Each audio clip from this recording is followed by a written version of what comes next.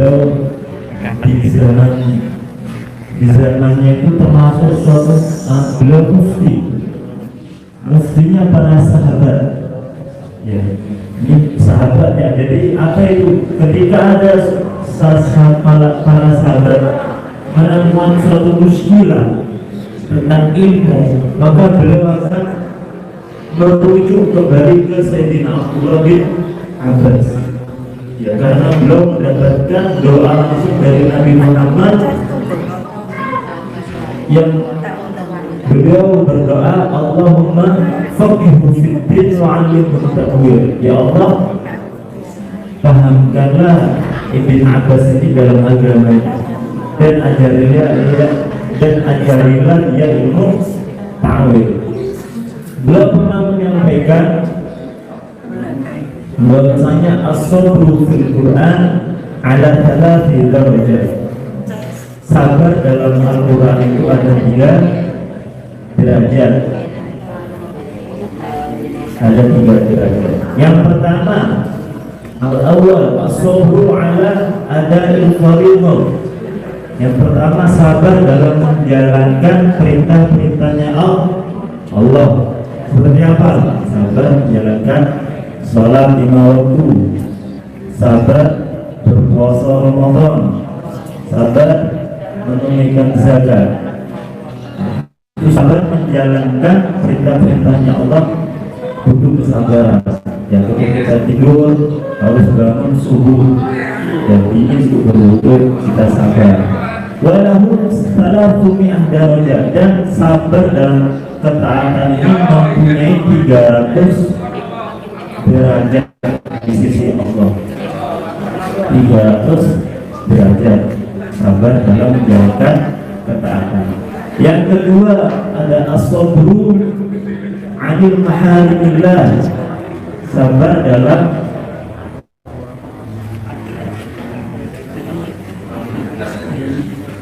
yang kedua bersabar dalam menahan kita untuk tidak bermaksiat. Ya, ketika ada di luar, apalagi zaman sekarang fitnah di zaman banyak, keluar dikit banyak ajnabiyat, orang-orang wanita tidak pakai yang tidak menutup Allah. Ya, kita sabar menahan, tidak boleh melihat. Sabar lagi tidak bersaksi kepada Allah. Rasulullah pernah bersabda, an-nahdhatu sahmun masmumun min sihamil iblis, man tarakaha li ajli aw makhafati afdaluhu imanan yajidu halawatahu fi qalbihi. Nahdhah ini pandangan kita ini kepada ajnabi yang bukan mahram, termasuk sahmun masmum, termasuk sahmun suatu anak panah. Ya, bukan hanya anak panah, tapi min sihamil iblis, daripada anak panahnya iblis. Masmumun lagi dikasih racun, juga anak panah, dan anak panahnya iblis beracun juga. Ini nahdhah pada Rasulullah, kepada orang yang bukan mahram, bukan orang. Maka mantarakaha li ajli, barang siapa yang menjaga pandangannya li ajli, karena aku, ya dalam hadis isinya Allah, karena aku, au makhafati, atau karena dia takut kepadaku, afdal tuhu iman yajidu halawatuhu fi qalbi, maka aku akan berikan dia suatu kenikmatan ketika ia beribadah kepadaku. Ya. Ini alhamdulillah di pondok pernah kita praktekkan, coba hadis ini gunakan. Ya alhamdulillah, saya juga pandangan sama Nabi Muhammad, ternyata Allah berikan kenikmatan dalam beribadah. Mungkin kalau kita beribadah kurang nikmat, coba kita hadis ini untuk menjaga pandangan. Nikmat beribadah, apalagi di tengah malam ketika orang-orang lagi tidur, ya kita berdoaan dengan Allah, curhat kepada Allah, romantis banget itu. Kita keluarkan semua masalah-masalah dalam hati kita kepada Allah Subhanahu wa Ta'ala. Itu yang tadi. Yang kedua, sabar karena tidak bermaksiat. Walahu sittumi darajat. Dan ini mempunyai 600 derajat kedudukan di sisi Allah Subhanahu wa Ta'ala. Jadi yang pertama, sabar karena menjalankan taat, itu pahalanya 300 derajat. Yang kedua, sabar untuk tidak bermaksiat, pahalanya 600 derajat. Dan yang ketiga yang paling tinggi, apa itu? As-sabru 'ala musibah fi sabar dalam menghadapi suatu cobaan dari Allah Subhanahu wa Ta'ala. Sabar ketika kita ditimpa suatu musibah, ditimpa suatu penyakit, kita sabar. Itu pahalanya berapa? Di atas kita menjalankan ketaatan, di atas kita tidak bermaksiat kepada Allah Subhanahu wa Ta'ala, yaitu lahu ismumi darajat, dan pahalanya itu 900 derajat di sisi Allah Subhanahu wa Ta'ala. Tapi dengan syarat, inda sunnatil ula, di pertama kali kita tertimpa musibah langsung kita sabar.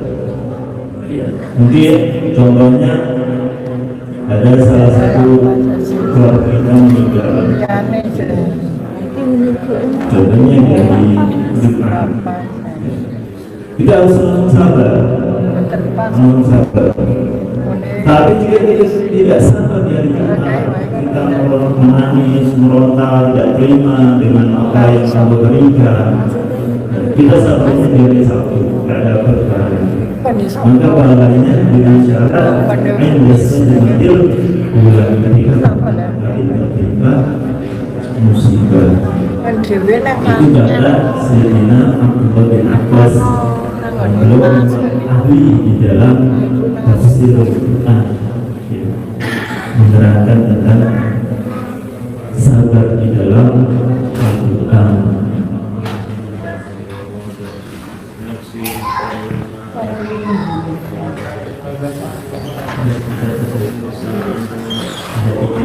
Ya, intinya tadi 3 itu yang sabar dalam Al-Quran.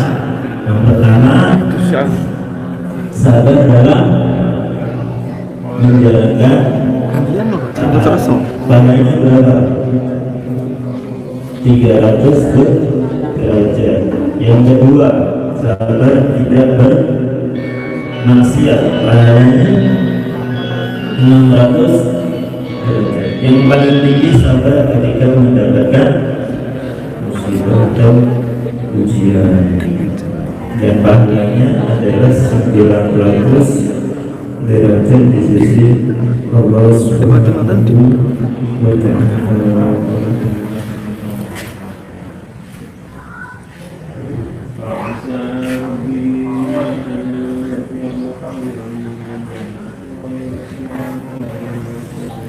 Nah,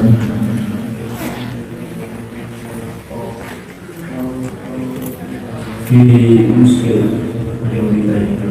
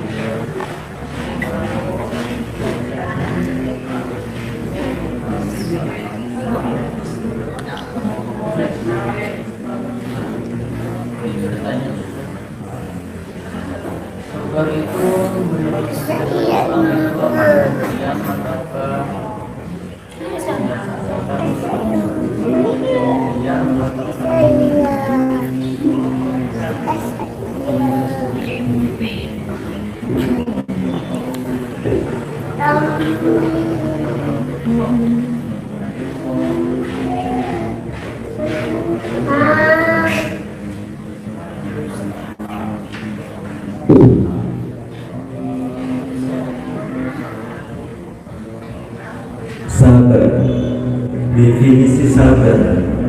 Mungkin sabar itu tidak didefinisi,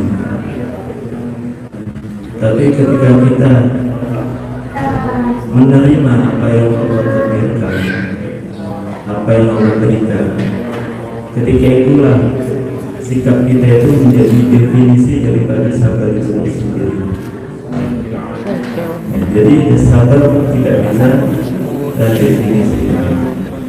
Mungkin kita menerima apa yang Allah takdirkan, karena semuanya ini berjalan atas kehendak Allah Subhanahu wa Ta'ala. Kita hanyalah robot yang dikontrol oleh Allah Subhanahu wa Ta'ala. Bukan cekah golongan.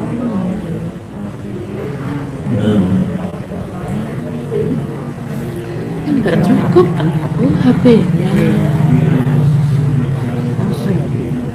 Untung saya di sini nggak ulang, aku tak nangkusin terus.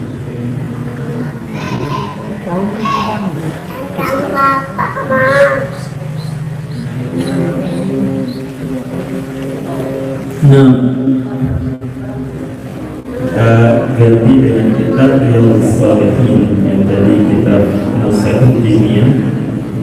Sekarang kita Riyadhus Shalihin karangan daripada Al-Imam An-Nawawi radhiyallahu anhu. Bismillahirrahmanirrahim. Wa Abi Hurairah radhiyallahu anhu qala Rasulullah sallallahu alaihi wasallam, man yuridillahu bihi khairan yusib minhu. Rawahu Bukhari wa ghadahu yusib bi fathi as-sad wa kasriha. Sabda Muhammad sallallahu alaihi wasallam yang disampaikan oleh Sayyidina Imam Abi Hurairah. Rasulullah bersabda, man yuridillahu bihi khairan yusib minhu. Jika Allah Subhanahu wa Ta'ala menghendaki hambanya termasuk hamba yang baik, maka Allah memberikan suatu musibah. Allah akan berikan suatu cobaan.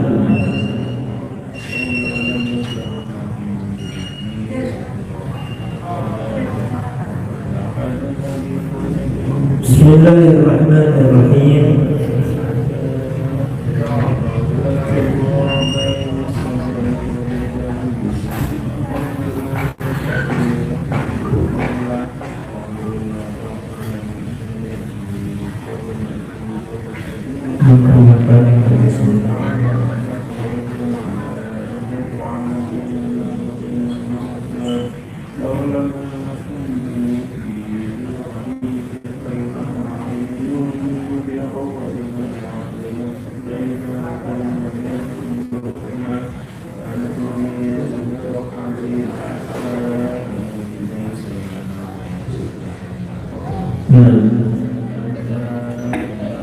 Nabi Muhammad sallallahu alaihi wasallam, beliau pernah bermaksiat? Enggak, ya, karena beliau maksum. Beliau adalah seorang nabi yang terjaga daripada suatu dosa. Dijelaskan dalam kitab Sahih Muslim bahwasanya beliau itu kan Nabi sallallahu alaihi wasallam yastaghfiru fi kulli yawm mi'atan marrah. Beliau itu setiap harinya itu beristighfar kepada Allah Subhanahu wa Ta'ala sebanyak 100 kali. Ma'anhu lam yudhim padahal beliau sama sekali tidak pernah bermaksiat. Tapi kenapa Rasulullah istighfarnya itu sangat 100 kali?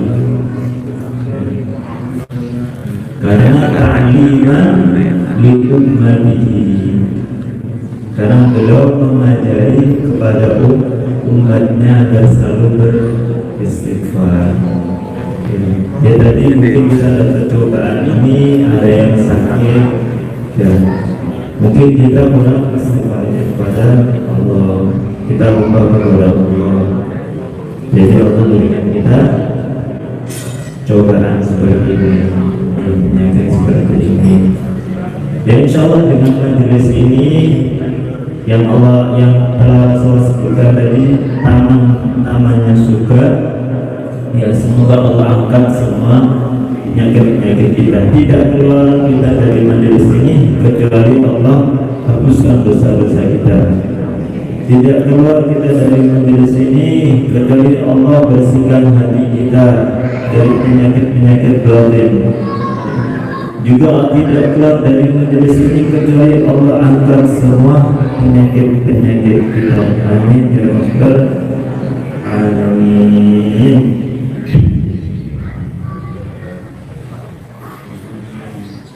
Nah, mungkin ada yang mau ditanyakan dari hadirin, dari santri.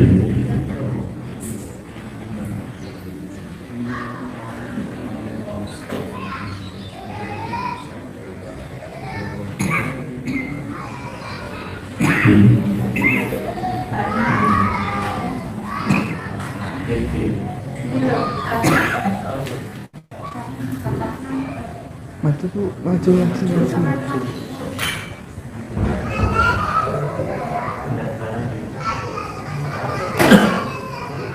Ya, lalu yakfi hadirin ini yang kita cukupkan untuk hari ini.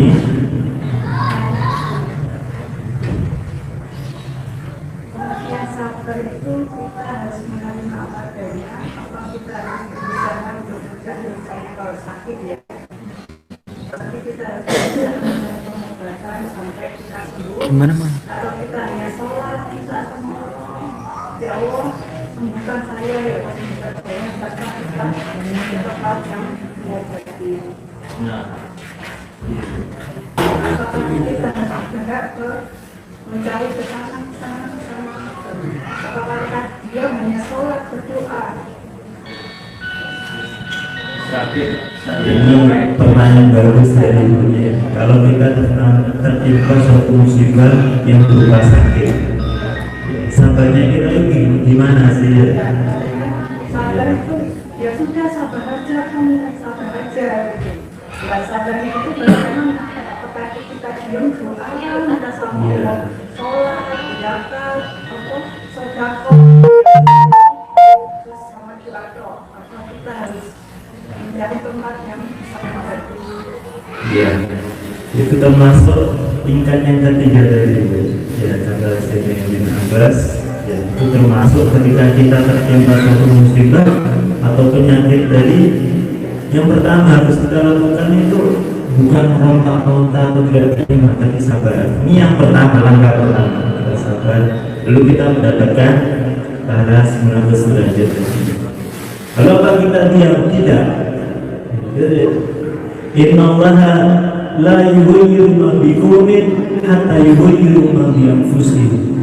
Sungguhnya Allah itu tidak akan merubah satu kaum, tidak akan merubah seseorang sampai yang merubah dirinya sendiri. Jadi gimana yang merubah? Ya tadi itu berusaha ke tabib, ke dokter, ya. Berusaha juga dengan saudara, karena saudara juga dapat dewa dari sifat penyembuh obat bagi orang yang sakit.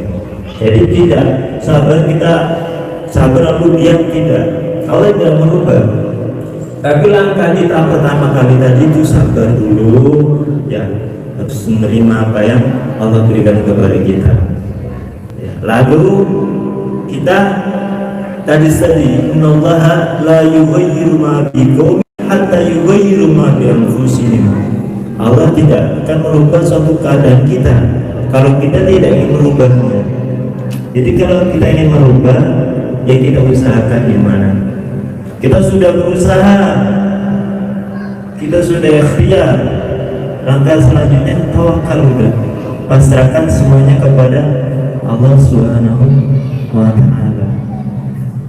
Ya, setelah kita berusaha datang ke tauhid ini, sudah sedekah ini, udah kita tawakal ya. Karena lana tafkir Allah bitadbir wa taqdir. Kita itu hanya berusaha dan berpikir bacaannya, tapi yang menentukan semuanya itu hanyalah Allah Subhanahu wa Ta'ala. Ya, itu mungkin ada bagus pertanyaan ini. Ya, soalnya mungkin saya ke pengobatan ke sini gitu. Ya udah sabar aja Bu, terus ke tempat lain juga. Ya udah sabar aja Bu. Nah, terus kita ikut ke mana? Katanya yang ini ngirim lagi terus kan diobati sudah enak, ada lagi diobati enak, ada lagi gitu terus. Ya udah sabar aja Bu, gitu terus. Disabar, dikali usaha. Ya tetap datang terus ke tempat. Ya tetap kita ikhtiar, kita usaha, tapi semuanya tetap itu adalah kehendaknya Allah. Mungkin Allah inginkan dari kita agar selalu mengingat Allah. Kita udah banyak lupa belum kita kemarin bukan Allah, jadi biar kita ingat terus Allah. Karena Allah ini pencemburu, mempunyai sifat cemburu. Ya, kalau Allah sudah mencintai suatu hamba, lalu hambanya berpaling darinya, Allah akan cemburu. Maka Allah berikan dia suatu musibah, satu cobaan, suatu bala. Agar apa? Agar hambanya tadi ini kembali kepada Allah. Itulah itu. Insya Allah bermanfaat. Amin. Nah, terima kasih untuk pertanyaan. Oke. Sila akhir ada yang lain.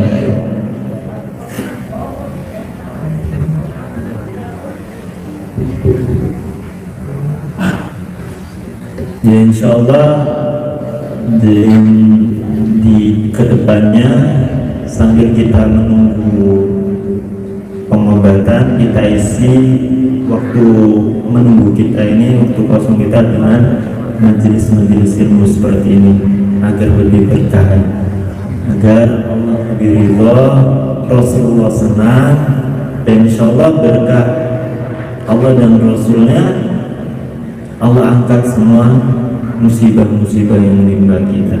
Ya, Allah angkat semua penyakit yang ada pada diri kita, baik penyakit zahir maupun batin. Karena penyakit batin juga tidak kalah bahayanya. Makanya Rasulullah selalu berwasiat kepada sahabatnya, kepada kita, jadi ulama wal hukama, duduk-duduklah kalian dengan para ulama dan para hukama. Kenapa? Lian Allah yuhyi al-qalb al-mayyit binuril hikmah binuril ilmi kama yuhyi al-ardh al-mayyitah binur dima'il madhar. Karena Allah akan menghidupkan hati yang mati.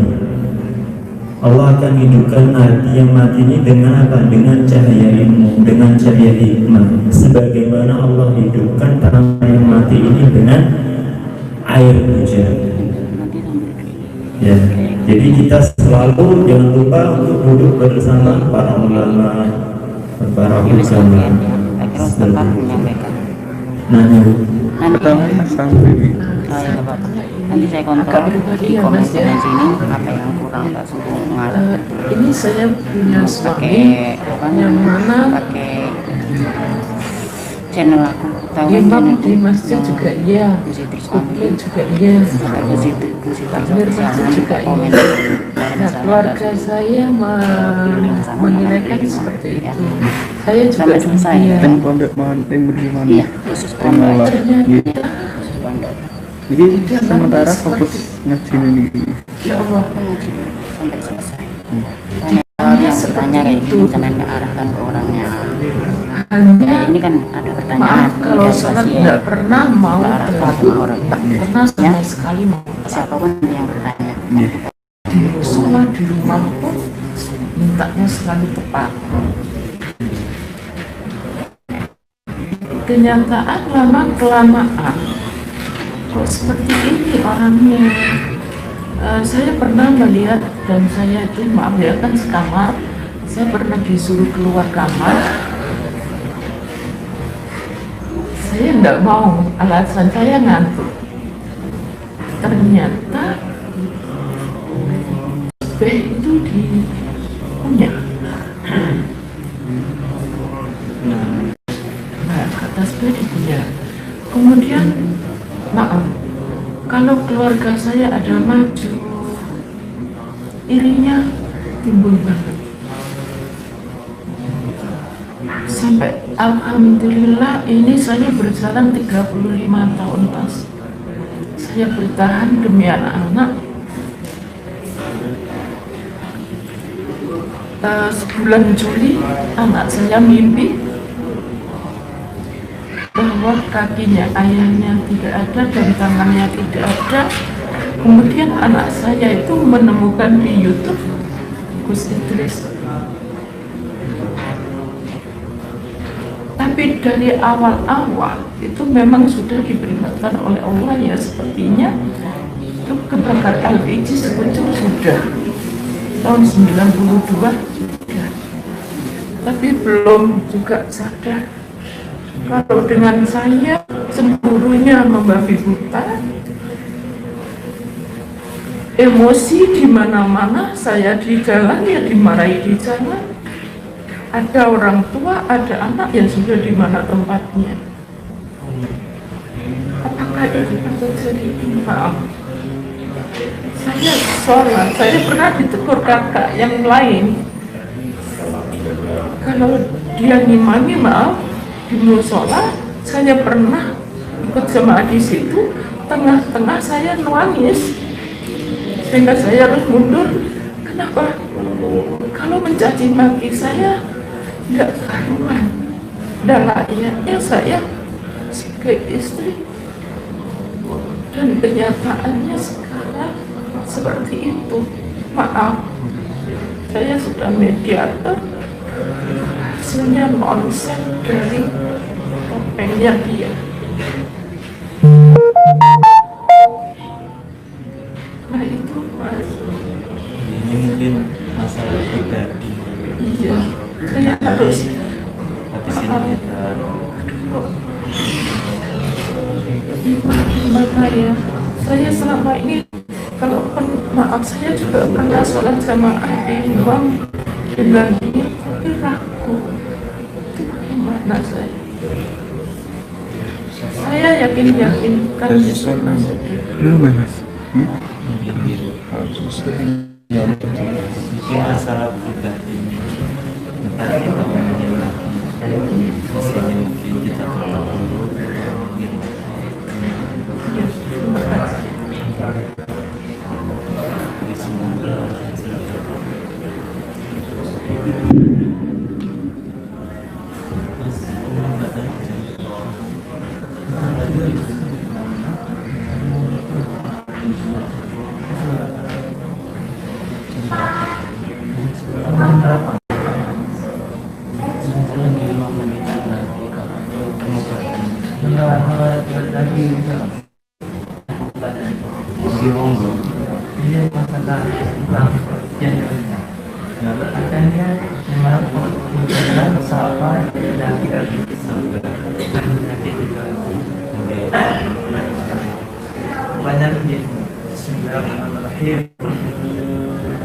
apa perbedaannya bahwasanya itu penyakit,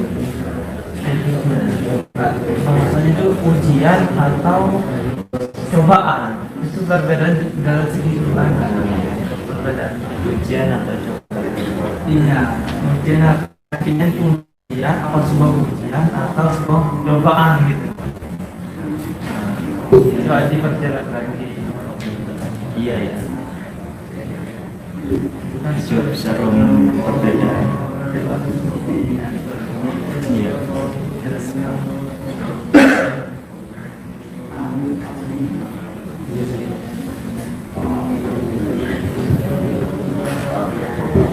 Iya. Ada pertanyaan.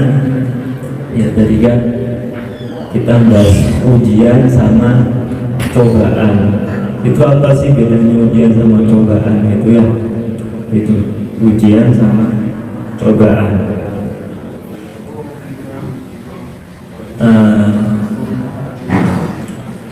Pernah disampaikan oleh guru kita,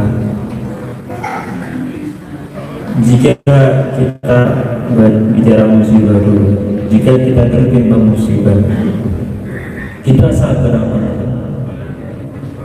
Jika kita sabar, maka itu meninggikan derajat kita di sisi Allah. Itu ujian. Ya, jika kita sabar akan musibah. Kalau kita tidak sabar, berarti itu cobaan. Itu menghapus dosa-dosa kita. Tuh, ujian sama cobaan. Jadi kalau kita sabar, insya Allah itu ujian. Ya, jadi setelah ujian dapat nilai, dapat derajat di sisi Allah Subhanahu wa Ta'ala yang sesuai tadi. Ujiannya itu apa?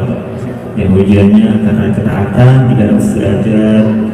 Dan kalau ujiannya tidak bermaksiat 600. Ya, kalau ujiannya musibah 900 derajat yang paling tinggi. Ya, musibah. Tapi kalau kita tidak sabar, itu cobaan berarti bala.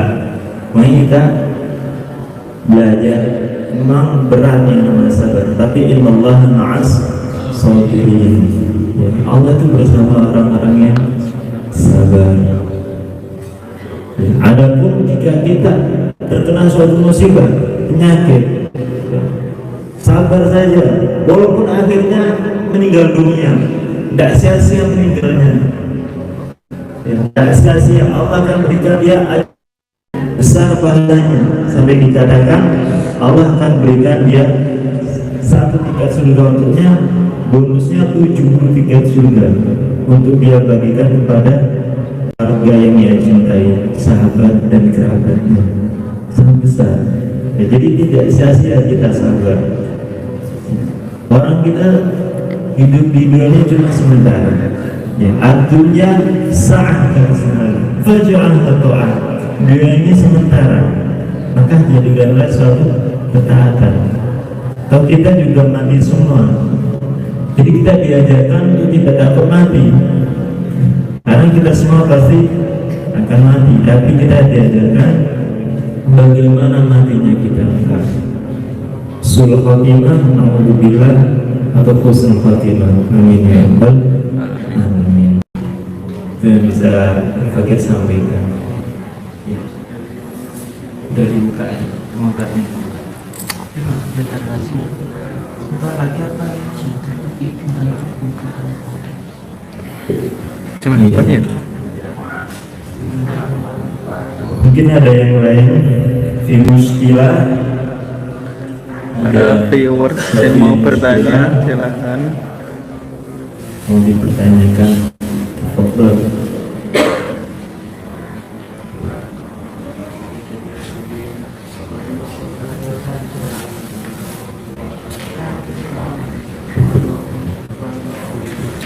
Oh iya, para viewers yang mau ditanyakan.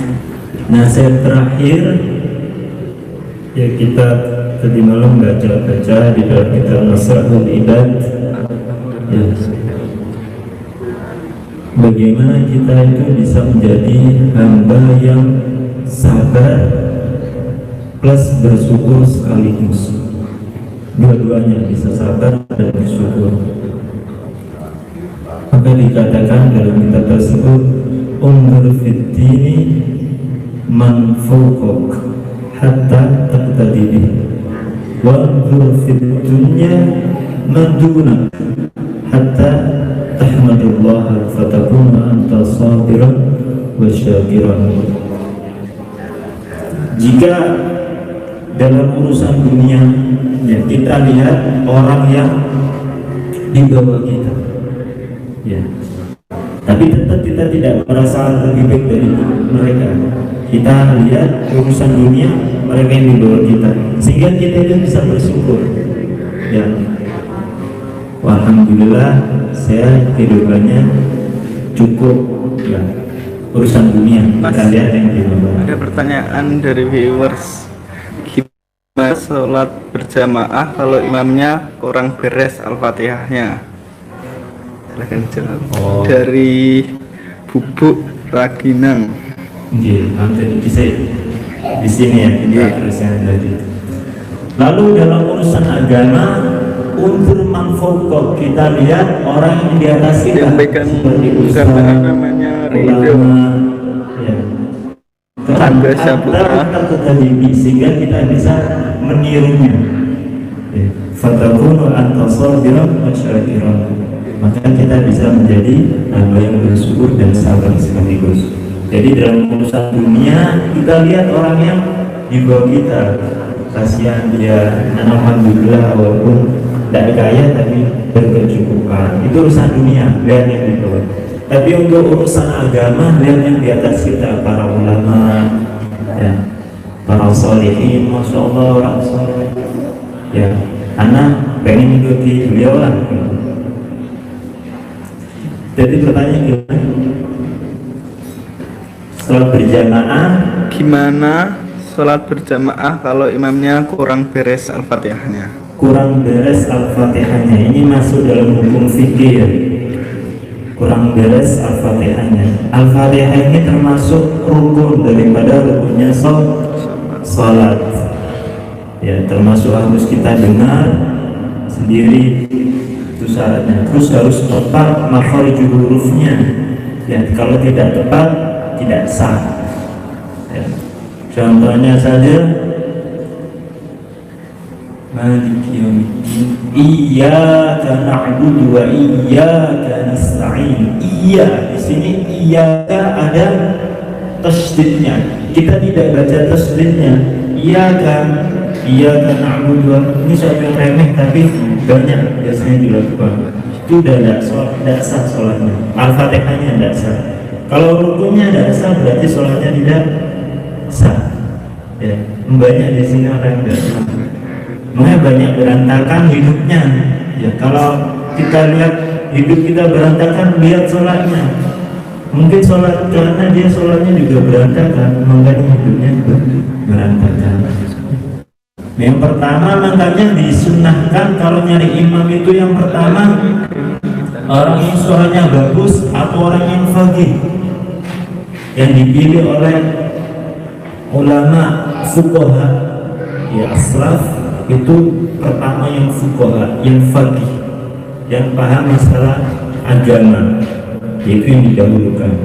Yang kedua baru orang yang bacanya bagus, suaranya bagus.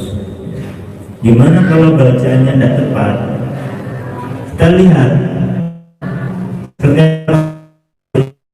makhraj hurufnya tepat apa enggak. Kalau sekiranya enggak tepat, enggak sesuai, berarti Fatihahnya enggak sah. Kalau enggak sah, bisa jadi enggak sah sholatnya. Maka harus benar-benar difilter, dicari di situ ya imam yang emang benar-benar paham akan agamanya. Di Yaman, di Hadramaut, yang guru kita pernah bercerita, itu yang menjadi imam itu diadakan seperti sayembara.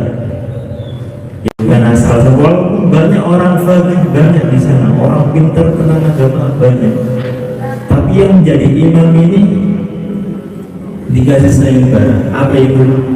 Siapa yang bisa menyebutkan paling banyaknya sunnah-sunnah sholat, maka dia akan jadi imam. Ada yang menyebutkan 300, ada yang 400, ada yang sampai 900 sunnah dalam sholat itu. Yang paling banyak dia jadi imam sholat. Nah, yang kepilih kemarin kalau nggak salah ya Imam Aslaf Abdullah bin Abdurrahman Al-Muhtar. Ada ceritanya.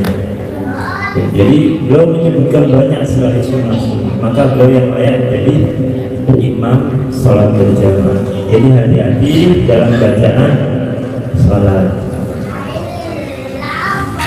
karena itu termasuk Al-Fatihah, termasuk rukunnya sholat. Nah, Sudah. Terima kasih. Salam. yang lain. Ada yang lain?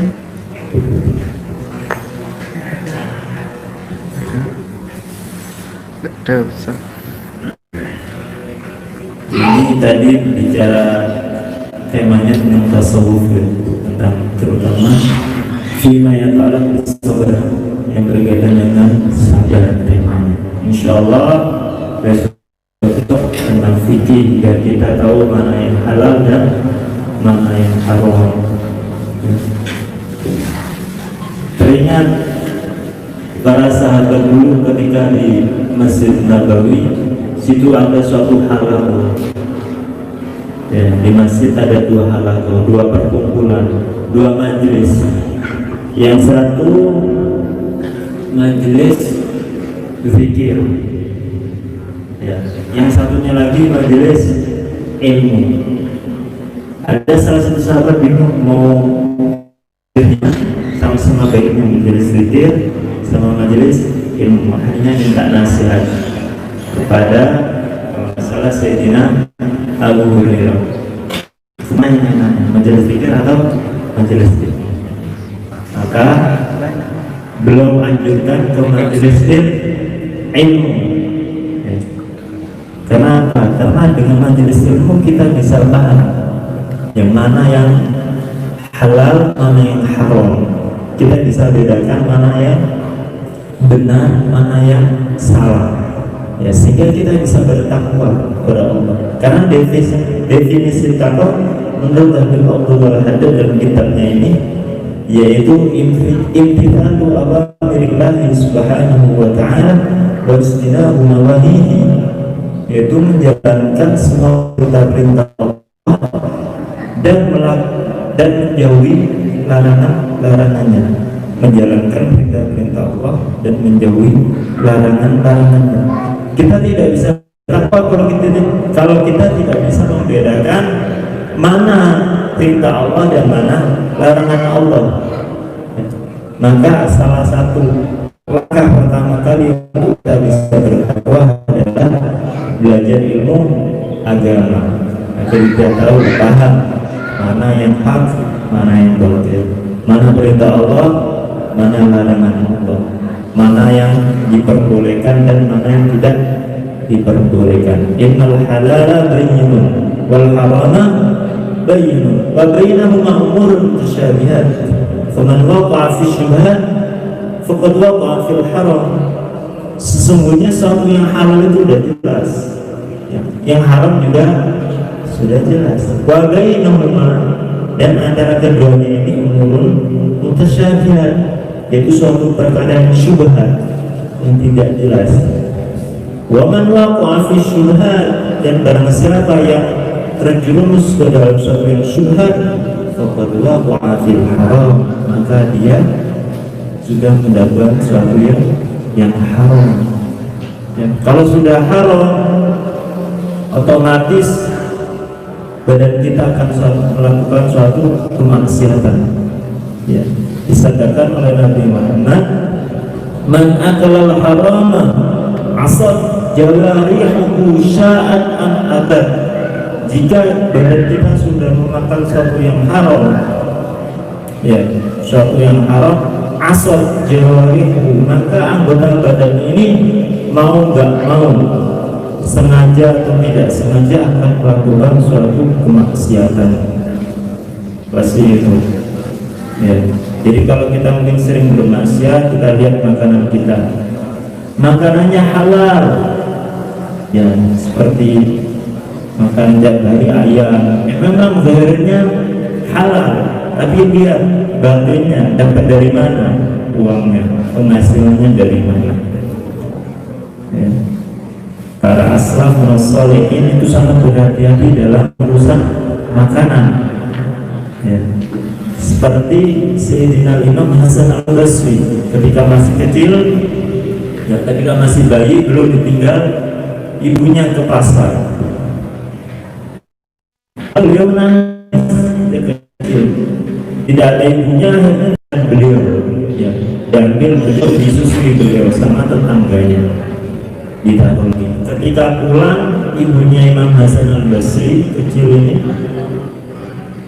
diceritakan ke tetangganya, ya tadi anak kecilmu menangis sedang menyusui. Langsung beliau pergi ke dalam rumahnya dan langsung dimasukkan jari beliau ke tenggorokannya supaya air susu tadi keluar. Untuk apa? Karena beliau sangat menjaga apa yang dimasukkan ke dalam tubuh Imam Hasan Al Basri kecil, yaitu bukan suudon tapi sangat menjaga apa yang dimakan oleh anaknya. Makanya belum jadi imam besar karena dijaga selalu oleh ibunya apa yang masuk ke dalam perutnya. Karena kalau sudah haram itu maksiat anggota badannya, sengaja atau tidak, kita sengaja, kita sadari atau tidak, otomatis bakalan bermaksiat kalau sudah makan makanannya haram. Nah, keadaan ini ya kita cukupkan untuk hari ini, insyaallah bermanfaat. Apa yang kita dapat kita amalkan dengan niatan semoga membanggakan Nabi Muhammad Sallallahu Alaihi Wasallam, dan tidak keluar kita dari majelis ini kecuali Allah angkat semua penyakit-penyakit kita zahiran wa batinan. Amin ya rabbal alamin. Hakadah ini nabil afwa minkum. Assalamualaikum warahmatullahi taala wabarakatuh.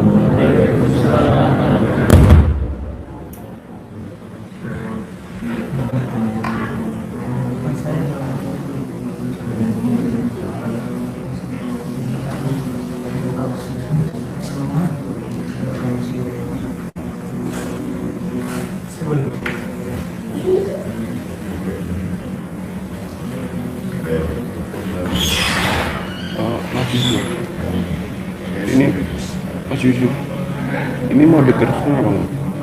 Udah, mati.